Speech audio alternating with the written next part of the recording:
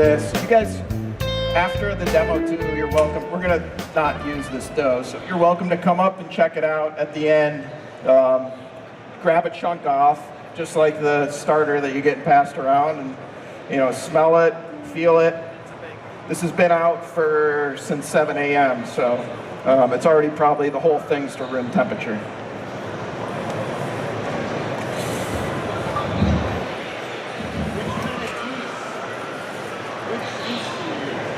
Yeast? The question was over here, which yeast do I use? I use active dry yeast. Active dry yeast, you want to use cake yeast, a different one, you want to use instant. You can use any yeast that you want. That's what I started doing my trial and error. I used it on my round pizzas. I tried the cake yeast. It was bringing in another product just to do this, just to do Detroit. I didn't really see that big of a difference, so we stuck with the active dry yeast. This one I may have popped a little bit too late here. I got this bubble in the middle, and there's no crust under it. It's just kind of 3 inches wide, and all of them are full of par bakes. So it takes about an hour to par bake them all. We're doing 300 par bakes a day at the one place. So that's our biggest selling pizza is Detroit. Although we do other styles too. This one had the lid on it. This one didn't. I'm going to show you guys now how I put together the pizza. I like to cover them after the par bake. We put the lid back on, keeps the moisture inside. The health department likes it too. You don't want to just keep it out on the shelf like this. You could wait if you don't want the effect of keeping moisture inside. Wait until it cools down, then put the lid on. We'll stack them on our pizza make line right here. So it'll be right in front of me here, all across on the make line. We get a ticket, come in, we grab pizza here. First thing I'm gonna do, I'm gonna actually make we call it the Brooklyn Bridge. That's one of our biggest selling pizzas. It won here at Pizza Expo a few years ago, just in the traditional. So traditional category at the International Pizza Competition is just 2 toppings. It only has 2 toppings on it. It's really simple, pepperoni sausage. But we add a little bit more to it too. Not topping wise, it's this one over on the end here. We'll dollop the ricotta on it, put the oregano, Sicilian oregano at the end. We use pecorino romano, give it a little more robust flavor. First, I like to just rub the crust. This is just for the Brooklyn Bridge with some minced garlic. Not a ton of it, just to kind of get the flavor going. The cheese that I use now, again, use anything, Munster, use whole milk mozzarella, use provolone, see what works for you. I like to blend brick cheese with whole milk mozzarella. So we're doing like a 40% brick, 60% whole milk. Cheese is expensive too, so we're weighing it. I don't have a scale out here now, but usually we're weighing it in the restaurant unless they pass the test that they don't have to weigh it because they can just go in and grab it. They've made so many pizzas. Grande really melts well, so can you guys see this okay in the camera? Okay. It melts well, so you can see I'm leaving some gaps. I'm not covering the entire crust. I want to make sure though when I'm putting the cheese on that I'm going to get it to the edges and the corners. Caramelized for the caramelized cheese. Probably 60–70% around the edges, and then less in the middle here. It's going to melt towards it. I'm going to put meat on it too. If you're putting meat on your pizza, it's going to release fat, and the toppings are probably going to slide. Cheese is going to release fat too. Everything's going to slide to the middle. If it's a really pyramid shaping from the par bake, which maybe this one is a little bit more, give it a little push down. Not too much. You want to keep that structure, but push it down a little bit so everything doesn't slide off of the pizza. I like to go the mozzarella, then I just like to add a little bit of pecorino romano too. I'm going to finish with some pecorino romano. I like to get that salty taste. Just add a little bit of salty flavor to it. Now, when am I going to put the sauce on? Good question. You can put the sauce on now, or you can put it on when it comes out. Raw bake, a lot of them are putting on, this is a par bake. Raw bake, they're going to put it on after usually. I have some on here on the burner. I'm going to put some on now. I'm going to make another one with it after. See what you guys like. It tastes a little bit different. The toppings are, everything's going to be a little bit different. You'll notice it. Maybe your customers don't notice as much. Right now, I'm putting it on before the final bake. Kind of experimenting with this method though, putting it on after, for a few reasons. Once in a while, a customer will say, hey, I want my pizza piping hot out of the oven.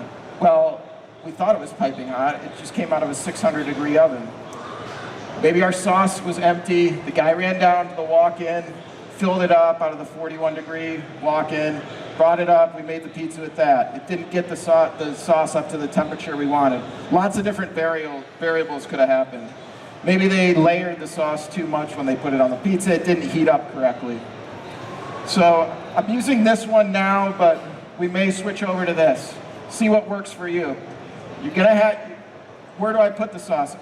I'm gonna go 2 strips down the middle, although there's some pizzas that we do, like traditional, Detroit style, that we're gonna go crust, sauce, cheese. Am I gonna put hot sauce on it? I don't know, that's heated up? I don't know, we'll have to test it out. We may have to have 2. One for the sauce that goes under the cheese, one for sauce that we're finishing.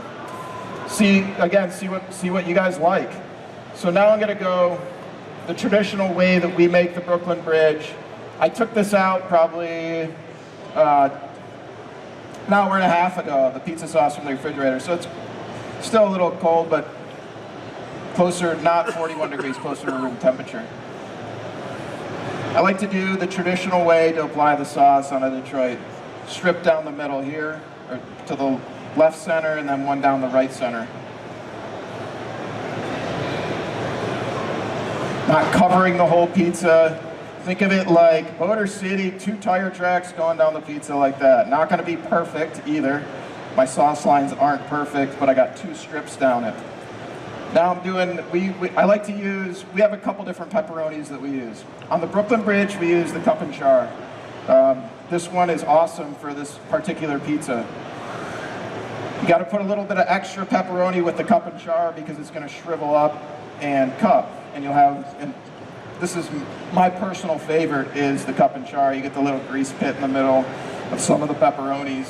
But knowing that it's gonna get a lot smaller than it is now, it's almost like an overlap that you're doing when you apply the pepperoni for this cup and char.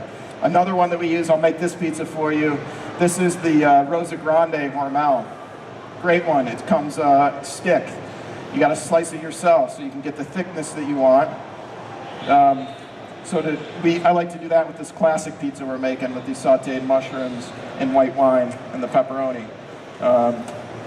Back to this one, cup and char here. Applying this, pepperoni overlapping a little bit. I'm gonna cut the pizza. At the end when I cut it, I go down the middle. This is gonna be 8 pieces. You could do more if you wanted more slices. I like to do it in 8. So I'm gonna be aware also when I'm topping it, where I'm gonna cut the pizza. Because I don't want all the toppings sliding off, so I cut it down the middle. So I don't want to put a ton of toppings here. If I put the toppings here, when I cut it, they're just gonna slide underneath it. So I want to have a good cut line.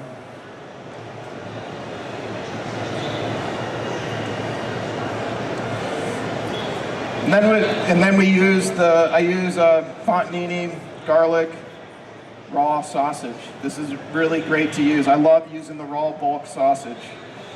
A number of reasons. You need to be careful though when you're applying it, obviously because it's raw. So either gloves or have hand washing near. Because you don't want to obviously cross-contaminate after that. I like to pull a chunk of it off here. I'm going for about a dime to nickel size. And I'm using a pinch method too. So I grab it off and I pinch it. I don't want it balled up because I want it to cook on the pizza. It's going to release all the fat and it's going to give tons of flavor to this pizza. And I like it because of that. I like it because of the flavor. You're probably getting some out of the already pre-cooked one, but if you haven't tried, see what you guys like. You might like the other one better, but I prefer this one. This is also gonna shrink up too because it's raw. So when it cooks, it's gonna shrink. So I'm doing a little bit closer, same as the pepperoni. You'll see when it comes out of the oven, like that one over there, you guys see that one? There's a lot of space in between the pepperonis still. A lot of space in between the sausage. When I'm making it here, it seems like it's all cluttered together.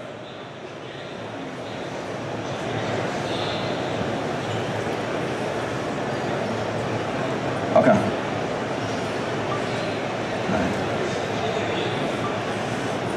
Now we're going in the oven. I'm a big fan of finishing pizzas with toppings too. So when this comes out, you'll see we're going to do the ricotta dollop and some Sicilian oregano and hit it with a little more of the pecorino romano. We like to finish a lot of times with prosciutto, arugula, different kinds of peppers, some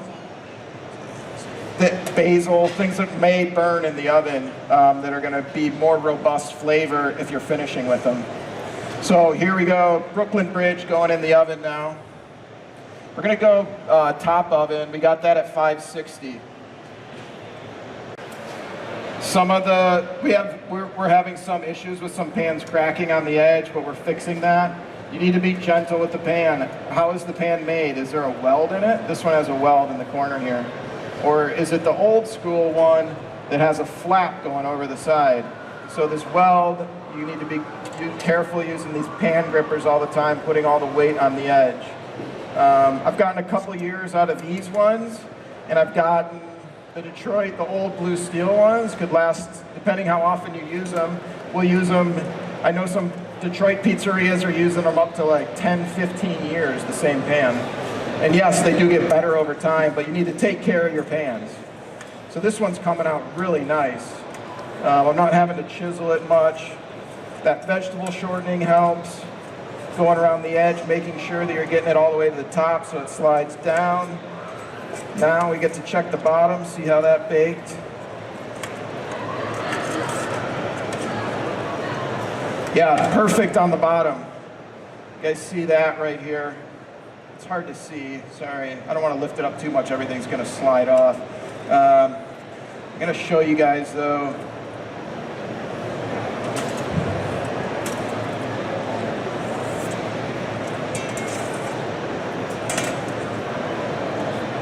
Really crispy on the bottom here. Probably another minute and it's probably burnt. But like that's that fine balance right there. This is like perfect on the bottom. That's how I would want it. Some people might want it a little bit lighter. I like it like that. Before I do my finishing toppings, I like to cut it first. So when I do the finishing toppings, they don't all slide off. You can hear that crunch too. I ordered really nice bottom on it. I ordered fries here. Nice caramelized cheese around the edge. You can even see the layering. If you guys get a slice, check out the layering of the caramelized cheese. Aged white cheddar. You can see the aged white cheddar is more of a yellow tint. The mozzarella is going to turn more black, and the brick is more of a yellow tint too.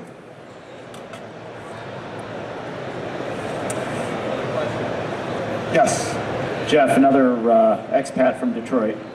Thank you so much, Jeff, for that great introduction to Detroit-style pizza. You can visit Jeff at his pizzerias, Brown Dog Pizza in Telluride, Colorado, and Blue Pan Pizza in Denver. I'll put all the resources Jeff discussed below this video. And while you're here, if you could show a little pizza love and subscribe, Pizza on Earth, goodwill to all.